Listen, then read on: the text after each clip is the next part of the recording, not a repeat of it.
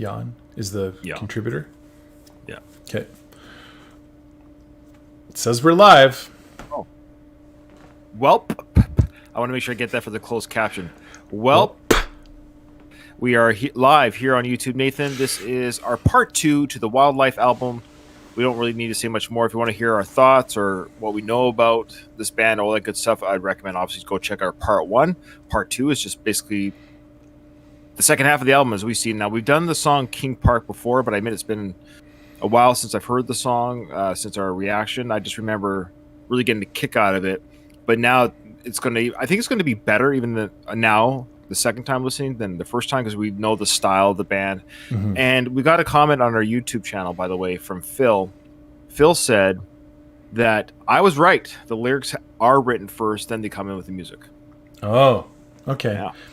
Well, it was a good hypothesis. Well, yeah, it wasn't outrageous. I understand it was a sound hypothesis. I'm just letting you know that I was right. Okay there, Mr. Scientist. That I was spot on. Remember Mr. Scientist? Mr. Sight. We had so many stupid characters. All right, let's go. King Gizzard. Or, sorry, King Park.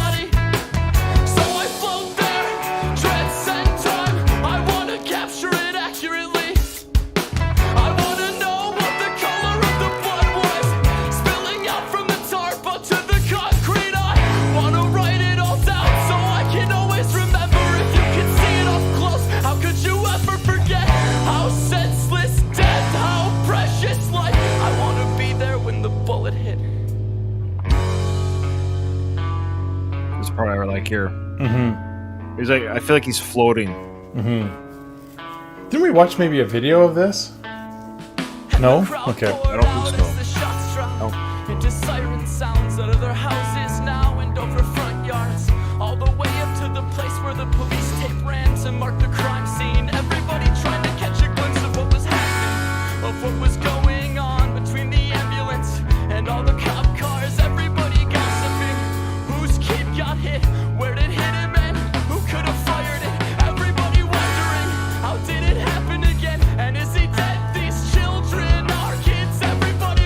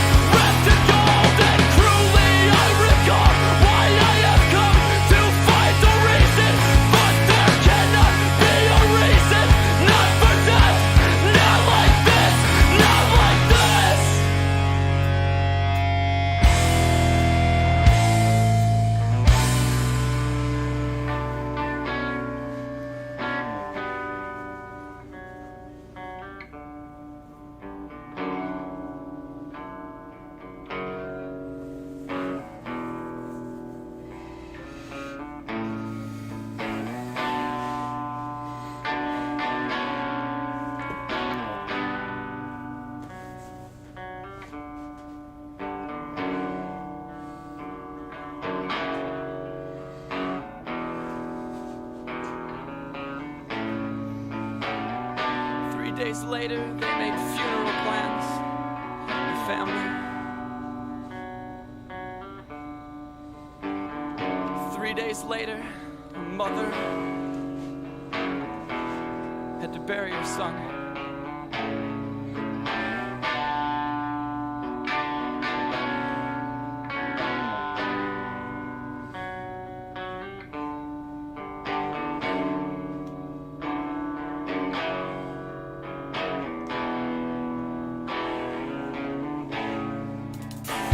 Not far away, the shooter holed up in a hotel near to the highway with a friend and the gun.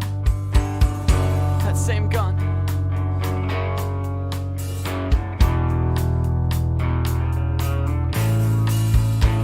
He fled immediately, but was identified by witnesses. His picture on TV, only 20 years old. They called him Grandpa.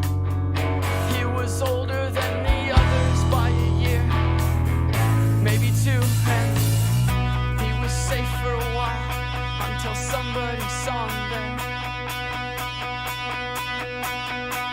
and notified the authorities who surrounded the hotel, first arresting an accomplice while attempting to flee, then chasing him up the staircase to the floor where he'd stay. He closed the door hard behind him, locked himself in the room. They could have kicked in the door, but knew the gun was still with him, one he'd already used, and so they feared what he'd do. I floated up through the window of the room to the west. I hovered out to the hallway, tried to listen in. I heard them trying to reason, get him to open the door. His uncle begging and pleading, half collapsed to the floor. He preached of hope and forgiveness, said there is always a chance to rectify what you've taken, make your peace in the world. I thought to slip through the door, I could have entered the room. I felt the burden of murder, it shook the earth to the core. Felt like the world was collapsing, then we heard him speak. Can I still get into heaven if I kill myself? Can I still get into heaven if I kill myself? Can I ever be forgiven cause I killed that kid? It was an accident, I swear it wasn't meant for him. And if I turn it on me, if I even it out, can I still get in, or will they send me to hell? Can I still get into heaven if I kill myself? I left the hotel behind, so wonder how it ends. Oh yeah, I remember that ending now. Yeah. Love that. Yeah, it's so intense. Like, I think what I liked about that song when we heard it the first time was just like it felt like almost like stressful, like listening to him tell this story and getting to the end of it. Yeah, it was equally as stressful. Yeah. I just love that ending, the way he just emotes. That's what they're the best at, I think. And this is what I enjoy most about them when I forget the singer's name. Jordan. Mm-hmm. Yeah. When he gets to that point in his lyrics, when he does that emote, when that it's acting, really, it's like theater, right? It's quite clever. Like we said before in our previous reaction, just yelling or screaming or whatever, it's harder than you think to emote that kind of emotion without it sounding just like noise. Like I couldn't do it. Right. Yeah. So, yeah, I just love that ending. Can I still get in, or will they try to send me to hell? That idea of it's just such a brutal ending. I love it. Phil, by the way, is also Jan. He's in our Discord right now, so he's the one that commented on YouTube. Oh, so okay. Oh yeah. So I was like, boy, this Phil guy, he sure is passionate about this request. But it turns out it's okay. So he's with us right now, Discord. So we appreciate him giving us some stuff here about the band as we go along. I should say something here.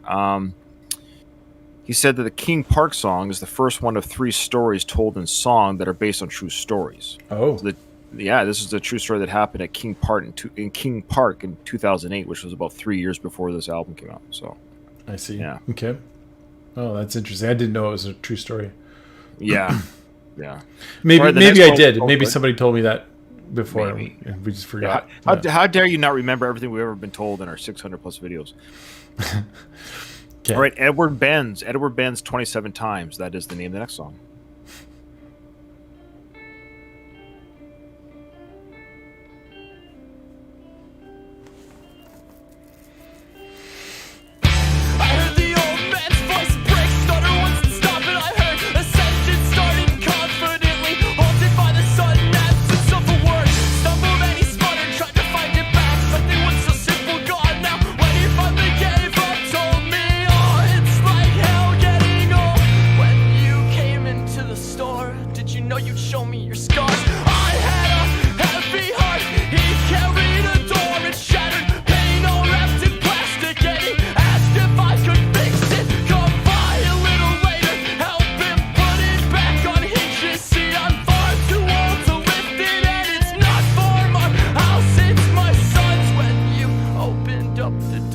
what is it you thought you'd find? Nobody flinch. Later on, came by and backed into the driveway. Got out to find him waiting there to lead me through the side yard to back behind the house where the door frame stood empty and helped me keep it steady while I hammered all the pins in. Later on the porch, we somehow got to talking. He told me of the house and how his son is schizophrenic, so they purchased it for him. The medication working, and they figured it would help him fit in, help him lead a normal life. But the pills made him sleep too much, and he couldn't keep a job as a result. So one day he just gave up on taking them. And that day she had called you, he locked her outside of the house. How quickly did you get there? And what were you thinking while walking up? What fears flashed in front of you, taunted you, walking to unlock the door?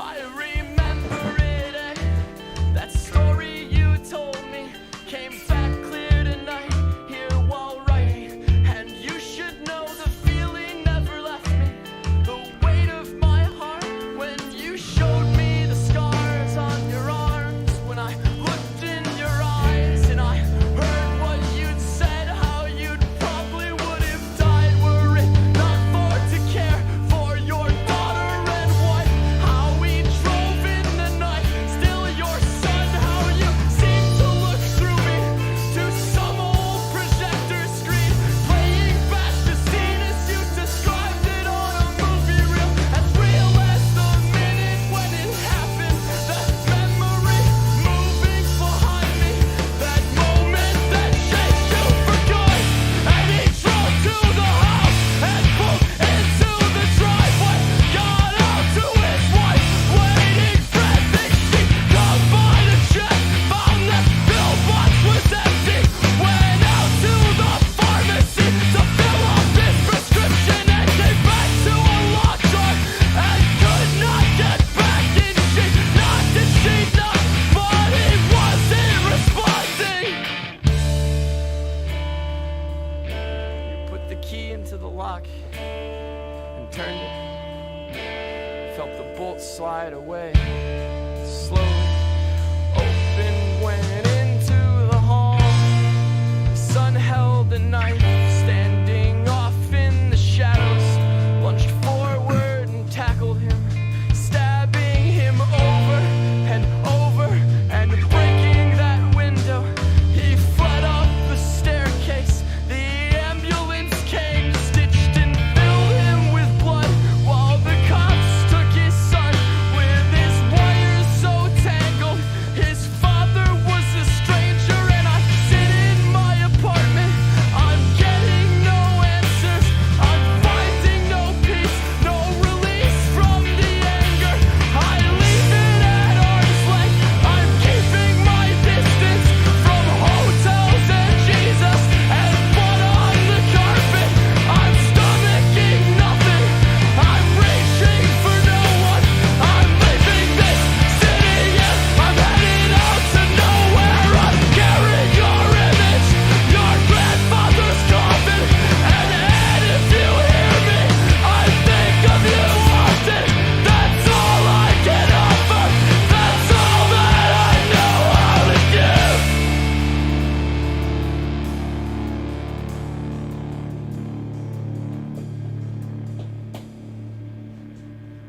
Another one with him ending with that crazy.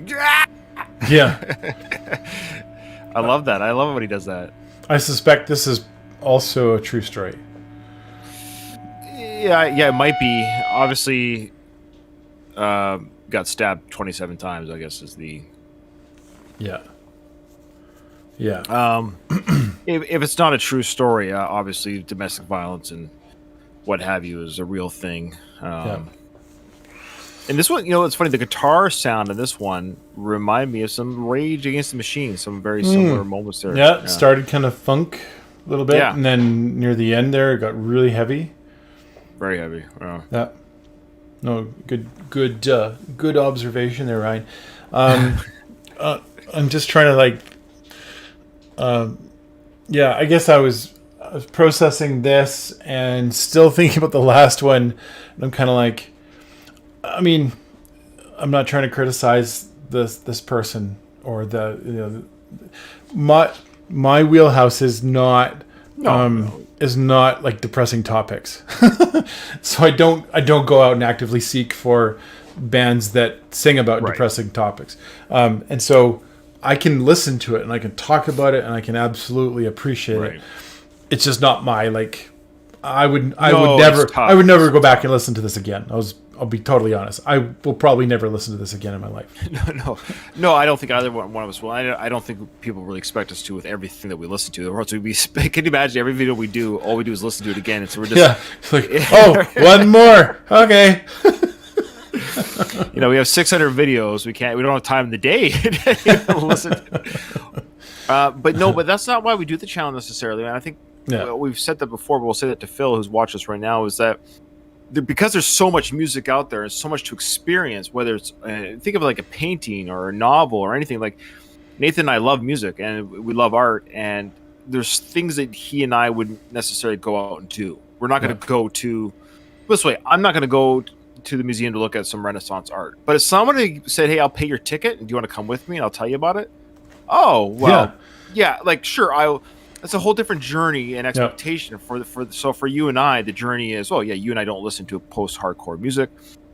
I'm the same way. This is really hard. It's hard to listen to. Not bad in the talent they have, but it's not an easy listen. Mm-hmm. But I'm grateful for the experience. I'm glad I'm experiencing this and hearing what other people dig. It's amazing to me that Phil, our patron, that he likes this. Mm-hmm. That this is something he enjoys, but it speaks to him. That's what makes art amazing. Yeah. And I hate it when people say, "Oh, I hate that." Well, I don't care what you hate. That's not what we're talking about. Yeah, exactly. But, I'm actually really curious as to what it is that other people enjoy. And I try with Nathan and I. This is what we try to do on our channel. We're always honest with the reactions. We don't pretend to say this is what it does. Or sometimes Nathan will say, like, "I'll add this song to my playlist" or whatever it is. We'll do that. Mm-hmm. But at the same time, I'm always grateful that we're experiencing things that I would never otherwise experience. It's cool to see all the different stuff out there that's out there. Absolutely. Yeah. Yeah. All right. I don't know. Next one. It's well said. Very well said. Yeah. Well. I see everything.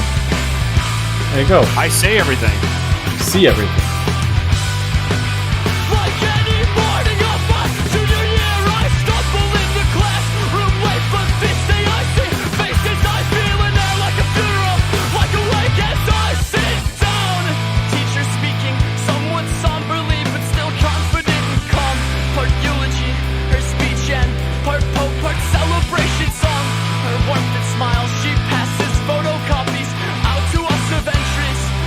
Journal kept so long.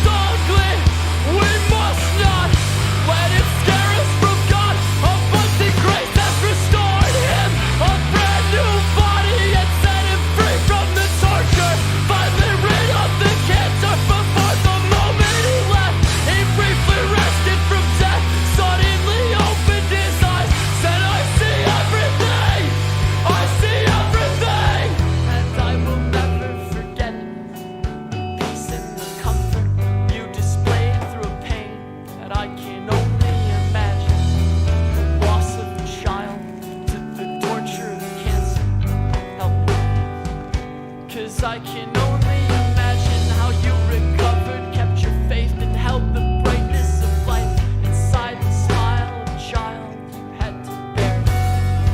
And I will never forget him or your steadfast faith. No, I will never forget you. Now 6 or 7 years later, I'm devoid of all faith. I am empty of comfort and I am weary of waiting. Though I felt nowhere what you had, I see nothing at all. Though I felt nowhere what he did, my eyes are closed. Wow. That was, Wow. That was a powerful song. yeah.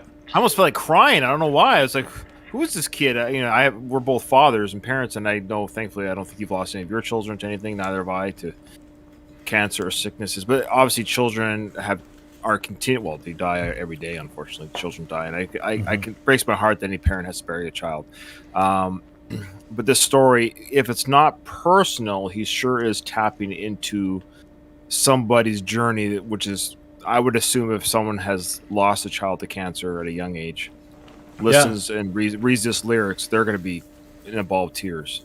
He does it. Oh, sorry. Go ahead. Nate. No, you go ahead. Well, so I just want to say what I loved about the song is it's tough. I mean, we're talking about tough lyrics. Like cancer in a child, it doesn't get much tougher than that to have that as art, right?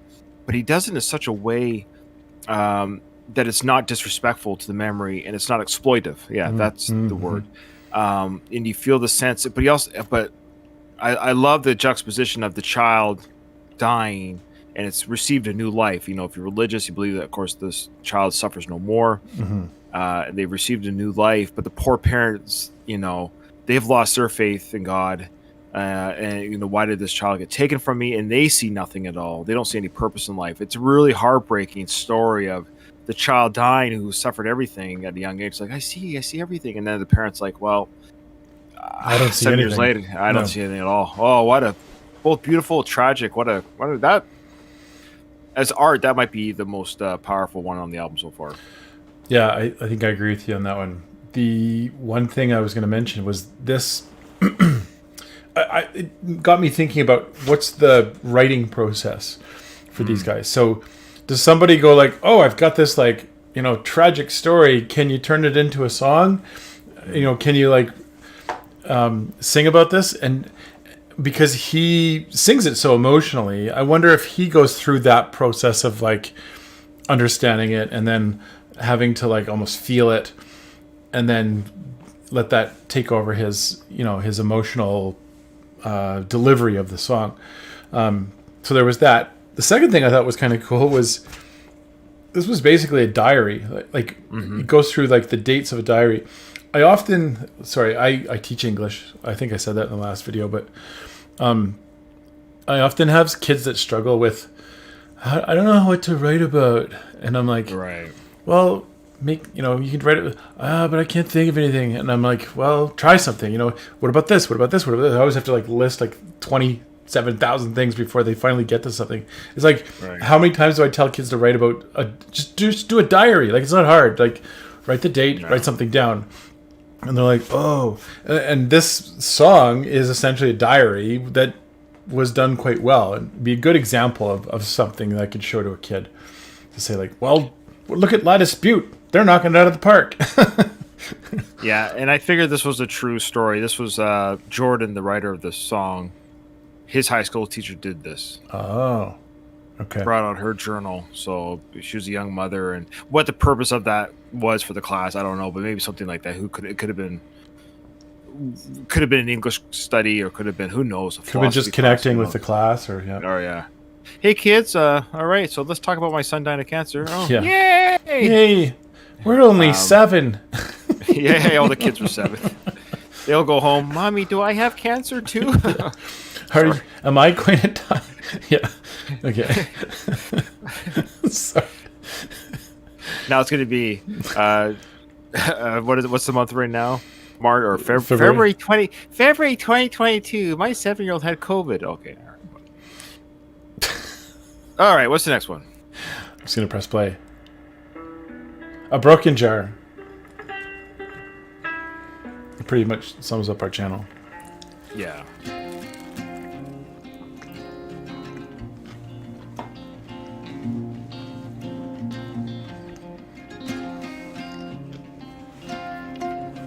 Sorry. Sorry. What? So here goes. I'll tell you after. One last letter now. One last attempt to make sense. Who have I been writing to? I'm not sure anymore. What have I been trying to accomplish? It's a mystery, I guess. Self-made secrecy. Things get cloudy and now all these stories and the struggle as an undercurrent both get blurry by the minute. Both get blurrier. So which voice is this then that I am writing in? Is it my own or his? Has there ever been a difference between them at all? I don't know. I don't know.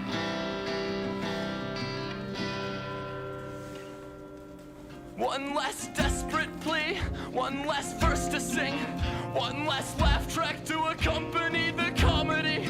Have I been losing it completely, losing sanity? Or has it been fabricated, fashioned by the worst of me? I know I knocked the table over because I watched the jar break, and I've been trying to repair it every single stupid day. But won't the cracks still show? No matter how well it's assembled, can I ever just decide to let it die and let you go? All my motives and every single narrative below reflects that moment when it broke. And will I never let it go? No matter what, now I am throwing all the shards away, discarding every fragment and fumbling uncertain towards a current call that no one wants to happen, that no one's gonna clap for at all, but that still has to be.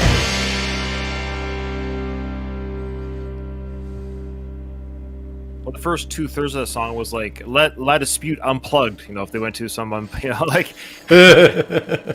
that's not why I was laughing. I don't even want to say. I don't even want to say. It's just because I don't want anyone.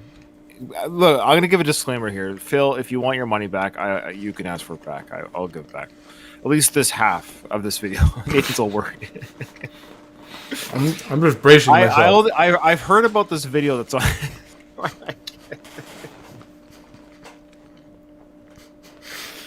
I'm getting ready. Okay, you might. Okay, are you done eating? Because I won't describe it in detail because it's pretty gross. So apparently, and I haven't seen the video, but I've heard it from many sources, and that there's a guy on the internet filmed him inserting a jar.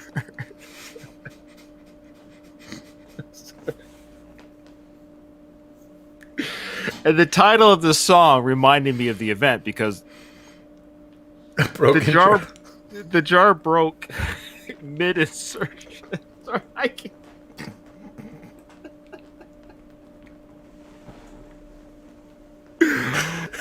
Oh, anyways, do not Google this for the love of everything. Do not, but it's out there apparently. Anyways, he had to go to the hospital. Yeah, broken jar. Sorry, I've ruined this song forever for Phil. If you like this reaction, we've got many others. Yeah, if you want us to react to other songs, I'm sorry, Phil. If you want your money back, I understand.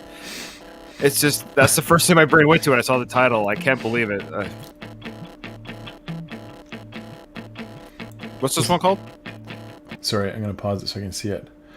All our bruised bodies and the whole heart shrinks. All right. I'm going to start back at the beginning. Yeah.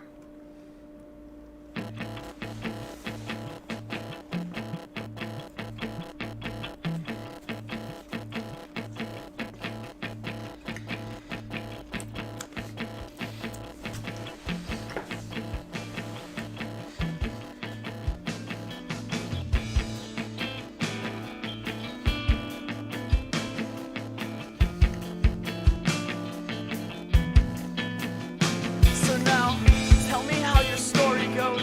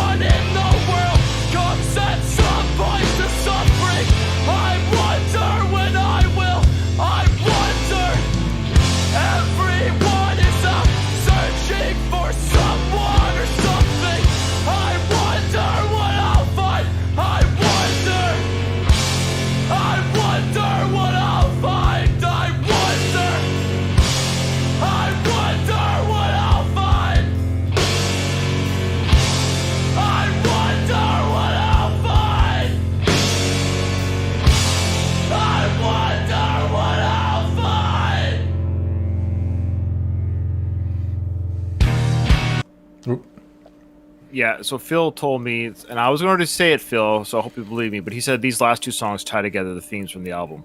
Okay. We definitely caught, he was speaking, of course, of his teacher, of the stabbing guy. Yeah. Stabbed.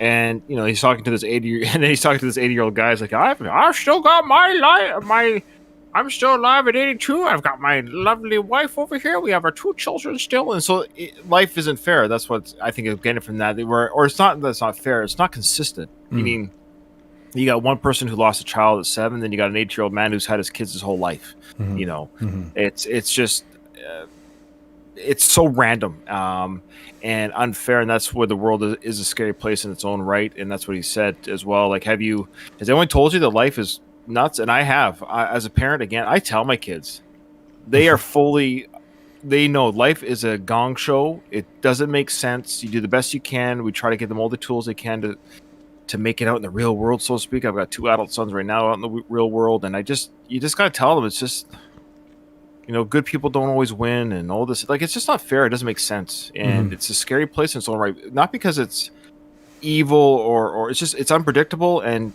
that's the thing. Things don't always make sense. Planes sometimes fall out of the sky. Sometimes a guy falls asleep at the wheel and crashes into your car and head on. Like, there's no way of. Yeah, it's random. It's random and chaotic and scary. But at the same time, I know the song isn't necessarily doing this. It does hint at it. But at the same time, you might just be an 80-year-old guy with your whole family around you, never really experiencing it. But he does say eventually everyone will suffer. Everyone's going to eventually see a loss of some sort. It's going to happen. Yeah.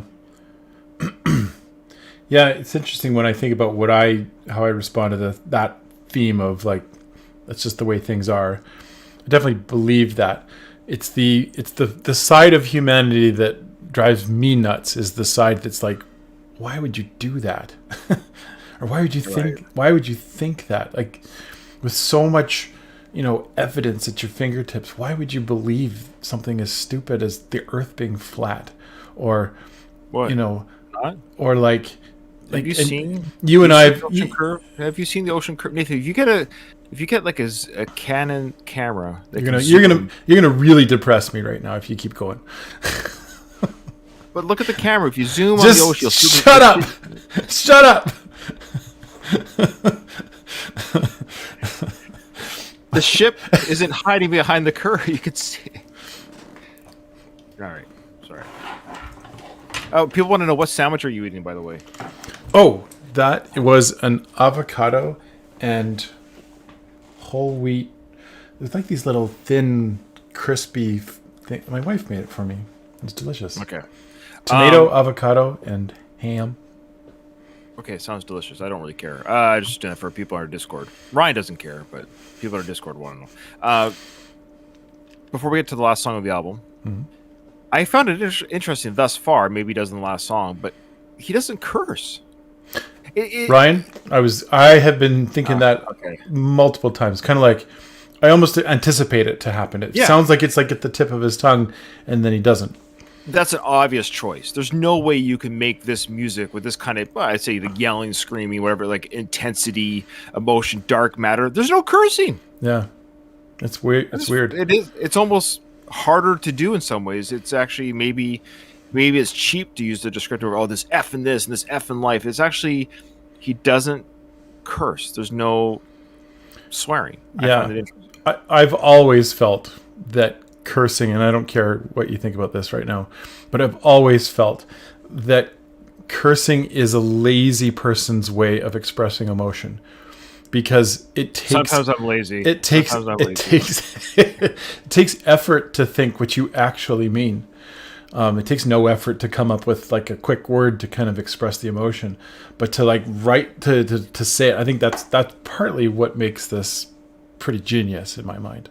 Yeah, I just find it unique that this kind of intensity and sound and music actually has no cursing. Yeah. Well, it's good that you and I are in unison. Oh my gosh. Enough of that shit.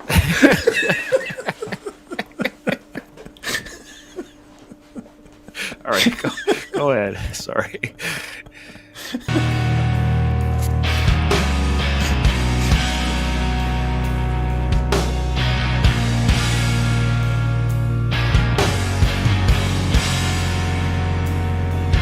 What will I find?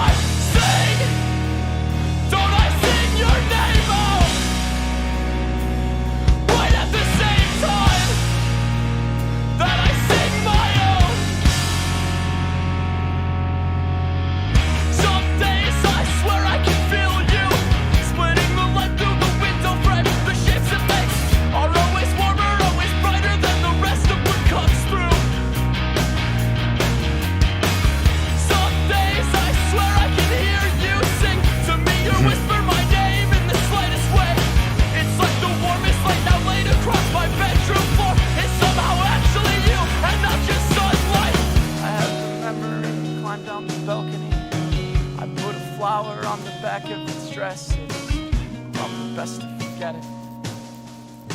It's probably best to let go. I painted the shade of where the skin and the lip meet. Only a moment after breaking the kiss, and I blur out everything else. That's how I choose to remember it. Some nights are a lot like today's. I lay awake too late. I watch the shadows cast and trace your shape. No silver slivers on the wall, then on the bed sheets. I hear your song in the trees. I finally fall into rest. Often later when I'm sleeping, you show up in my dreams, just doing simple things like buying groceries. And when I wake up, I can swear you must have just left me, like you got up to get breakfast or maybe just to get dressed. But the truth is, you were never there. You won't ever be. Sometimes I think I'm not either. So what do I do when every day still seems to start and end with you? And you won't ever know. You won't ever see how much your ghost instead has been defining me. I leave the memory up atop the balcony. I tear this flower from the back of the dress. It's best this time I bet to just forget and let go. Paint the shade of where the limb bleeds and blur it out. I blur out everything else, just blur out everything else, and let go, and let go, and let go. Everybody has to let go someday. Everybody has to let go. I wonder when I will. I wonder. But if I still hear you singing in every city I'm in, after I blur it all out, or every memory is, you never say to the day, you should still have to be there. Should I not just sing along? Should I not just sing along? I will sing sweetly, hope that the notes change, but I do not need it to happen, I'm not resigned to it. And if they never do, I'll sing your name in every line, just like I did throughout this, just like I've always done. In every gun, the empty church, in every tortured son, and almost giving up, and almost giving in. Until I die, I will sing your names in unison. Until I die, I will sing your names in unison. Until I die, until I...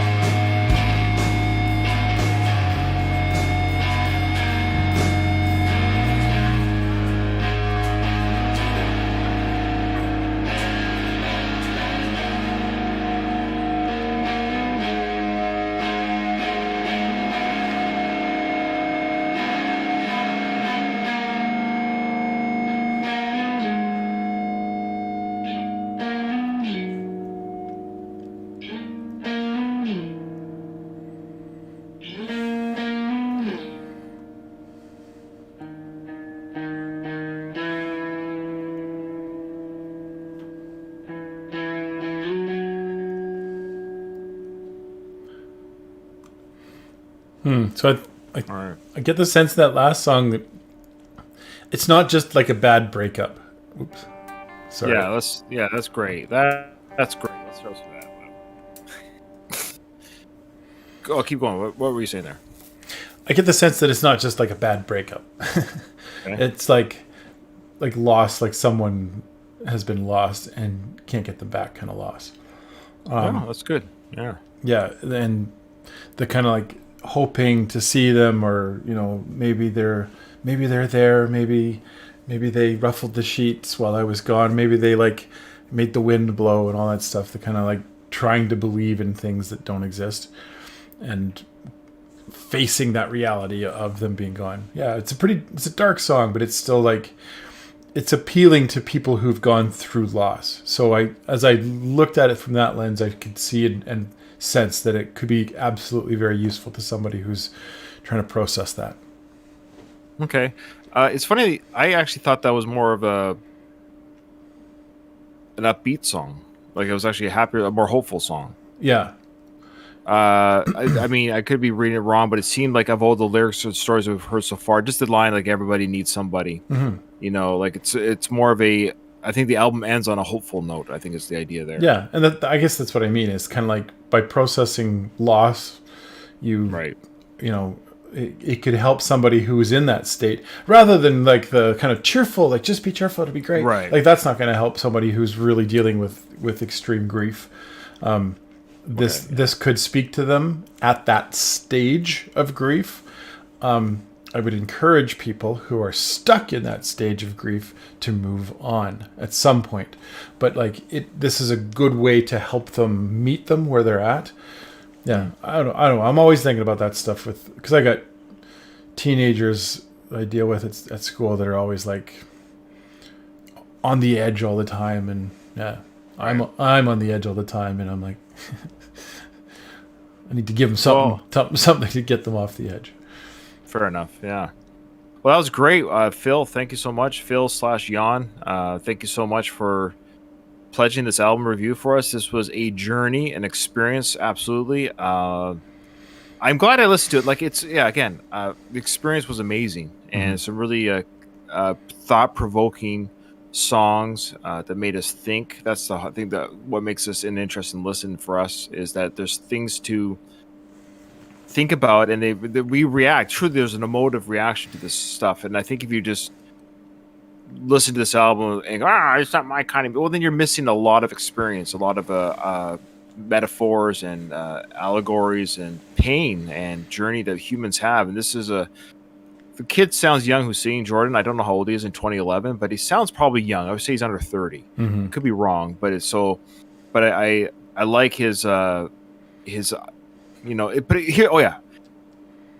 even though he's expressing a lot of pain and suffering that's in the world, the song or the album does end with that hope. What I like is that he's not exploitive about it. He's actually empathetic. It seems like I don't know who this guy is, but I got a feeling he's somebody that cares. Yeah, I got a feeling he's probably somebody that would be a good friend. I don't know. Like you get this from his. I don't know how to explain it, but this is somebody who looks at life and is pained by the pain in life. That to me is an empathetic person. Somebody who's obviously the pain of the world affects him. So that's somebody who cares. Yeah. No, that's well said. I had a thought that I was chewing on while you were talking. I was trying to figure out how to say it, and I can't remember it now. Too much weed. Yeah. That. Well, look at you. Yeah. Okay, guys, look at Nathan. Look at Nathan and look at me. Which one is a marijuana user? Neither. Shoot. That's okay. My thought was, I know what it was. If somebody were to approach me with this, like, have you heard La Dispute? The guy just yells all the time. I think I could put the person in their place. There you go. I think I could talk them off the ledge of this is a dumb band. You know what I mean? I could help them to see the side of it that I've seen here. So that's what I've accomplished today, and I feel good about that. So there you go. Yeah, thanks, Phil. Thank you so much, everyone, for joining us. Join us on our Discord. It's free for everybody.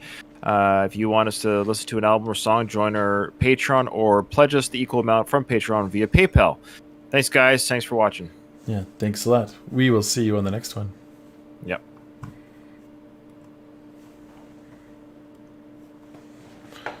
Okay, and done.